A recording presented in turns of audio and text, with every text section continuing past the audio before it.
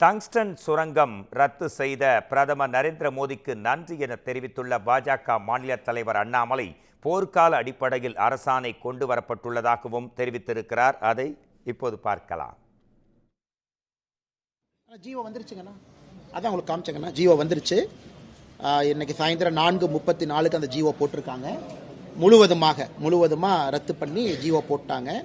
அதை வந்து செய்தி குறிப்பாக இது முடிச்சோடனே நான் பத்திரிகை நண்பர்களுக்கு செய்தி குறிப்பாக உங்கள் குரூப்பில் போட்டுடுறேன்.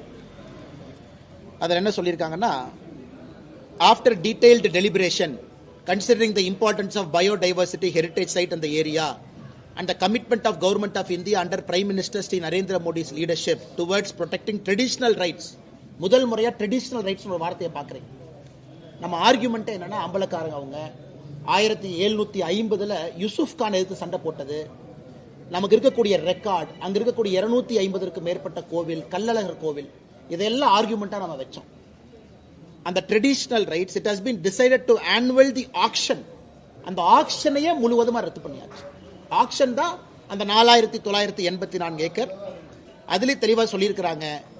நேற்று அமைச்சரை பார்க்கறக்கு அம்பலக்காரர் அந்த பகுதியினுடைய எல்லாம் வந்து பார்த்தாங்க. அதன் பிறகு அந்த முடிவுன்னு எனக்கு பிரஸ் ரிலீஸ் கொடுத்துட்டாங்கன்னா, அதனால முழுவதுமாக டங்ஸ்டன் பிரச்சனை முடிஞ்சாச்சு. இதில் எந்த பிரச்சனையும் இல்லை.